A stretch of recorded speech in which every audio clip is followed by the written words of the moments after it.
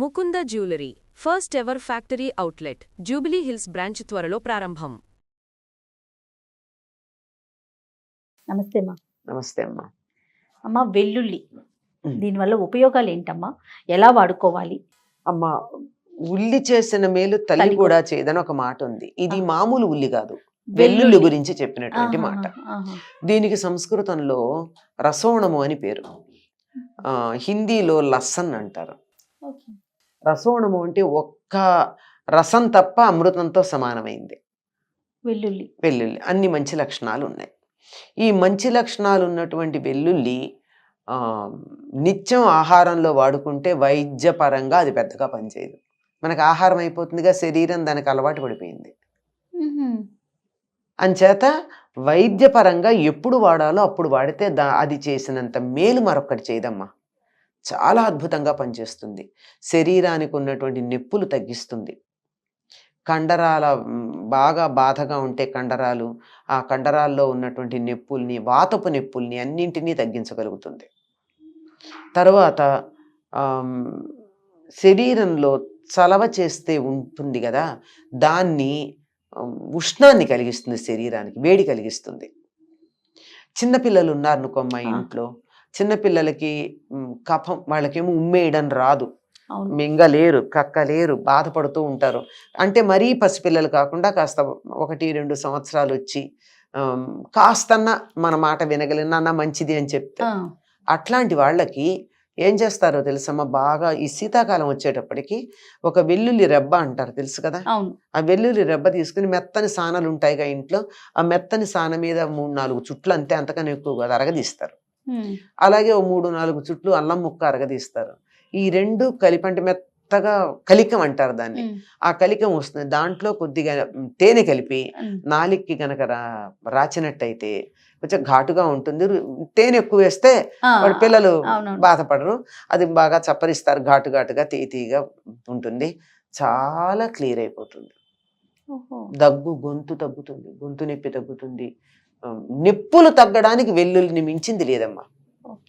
చాలా అద్భుతంగా నొప్పులు తగ్గిస్తుంది. అది గొంతు నొప్పి అయితే ఇట్లా చిన్నపిల్లలకి.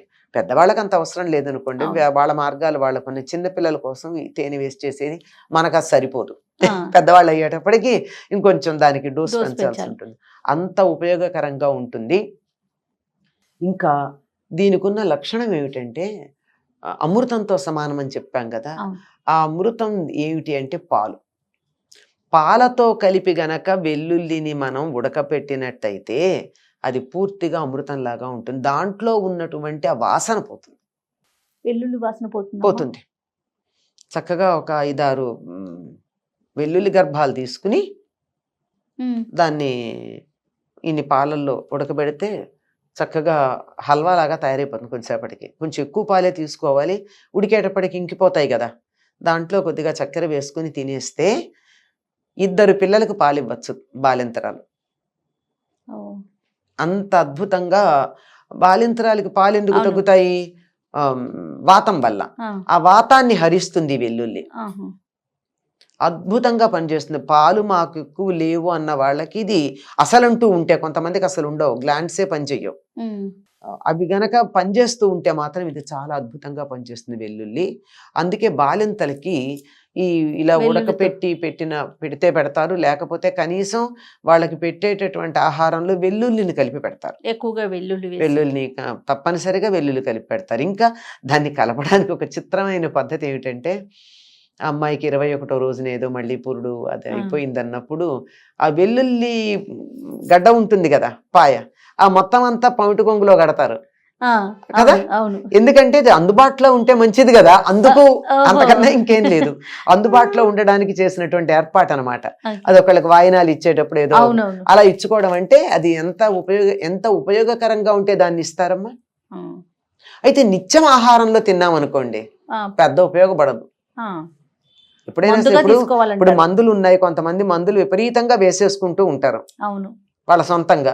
అట్లాంటి వాళ్ళకి ఏదన్నా ఇబ్బంది వచ్చినప్పుడు మందు వేస్తే వెంటనే పనిచేయదు, 3, 4 టాబ్లెట్లు వేయాలి. అవును ఎప్పుడు మందు వేసుకునే వాళ్ళకి అర టాబ్లెట్ సరిపోతుంది. అవును కనుక దీన్ని మందులాగా వాడేటటువంటి వాళ్ళకి, అంటే మందులాగా అంటే మిగిలినప్పుడు వాడొద్దని కాదు, నిత్యం అల్లం వెల్లుల్లి కలిపి వేసేసుకోవడం అని కాకుండా కొన్ని రకాలైనటువంటి వంటల్లో దాన్ని వాడాలని చెప్తారు. ఓకే అవి వాడితేనే ఆ వంటలకు కొంచెం విలువ ఉంటుంది, అవి బ్యాలెన్స్ చేస్తాయి దాంట్లో ఉండే దుర్గుణాన్ని. అంతే తప్ప అన్నింటిలోనూ గనక వేసినట్టయితే అంత ఉపయోగం ఉండదు, అస్సలు లేకుండా పోదు. కనుక ఇంత ఉపయోగకరంగా ఉంటుందమ్మా.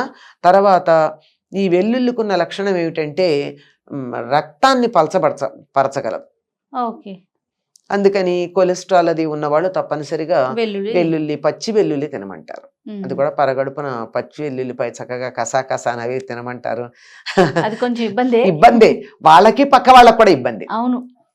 అందుకని ఇంకా కొంతమంది ఏం చేస్తారంటే వెన్నలో దాన్ని పెట్టుకుని మింగుతారు. కానీ మింగితే అది నవలబడదు కదా పూర్తిగా, అది నల అవడానికి కొంచెం సమయమే పడుతుంది. దానికన్నా ఇంకొక మార్గం కూడా చెప్తారమ్మా.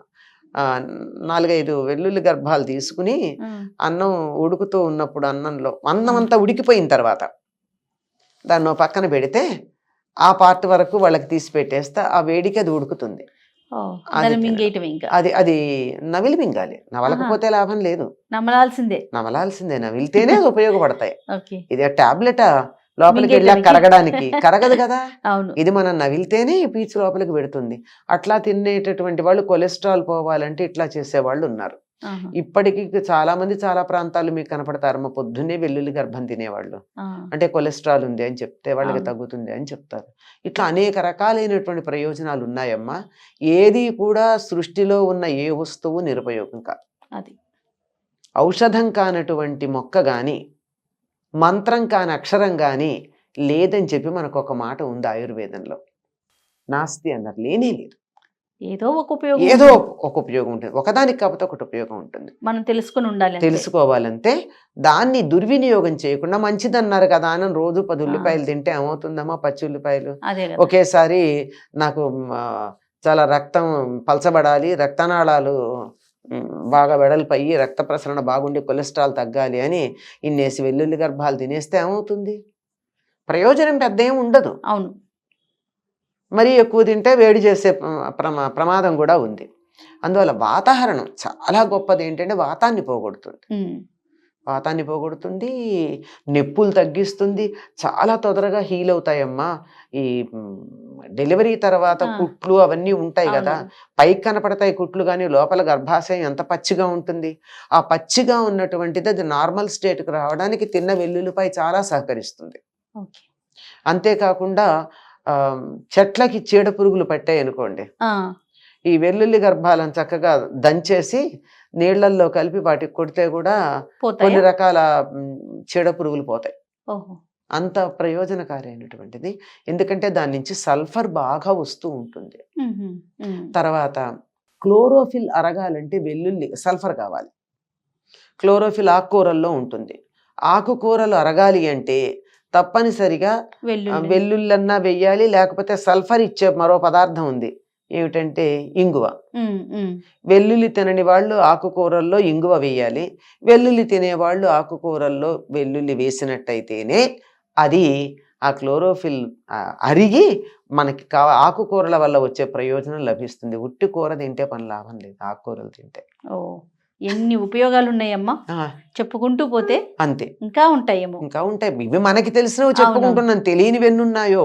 ఇవన్నీ పరంపరాగతంగా ఇంట్లో పెద్దవాడు చెప్తేను, అందులో ఇది అవునా కాదా అని ఆయుర్వేదం తెలిసిన వాళ్ళని కనుక్కుంటేను తెలిసిన విషయాలు. అవును. ఇంకా తెలియనివి ఎన్ని ఉంటాయి, ఇంతేనా? అదే కదా, జ్ఞానం అనంతం కదమ్మా. దీనికి ఇది సీలింగ్ అనేది ఏం లేదు. తప్పనిసరిగా తాడితన్నేవాడి తలదన్నేవాడు ఉన్నట్టు ఇన్ని చెప్పాక ఇంకో ఉపయోగం మరొకళ్ళు చెప్పచ్చు. వెల్లుల్లి పొట్టు కూడా ఉపయోగపడుతుంది, కాస్మెటిక్ గా ఉపయోగపడుతుంది, తెలుసా ఇది? అవును. మరి అవునమ్మా, ఎందుకు ఉపయోగం లేనిదేముంది, వాడుకోవటంలోనే ఉంటుంది. రైట్ అమ్మా, నమస్తే. నమస్తే అమ్మా.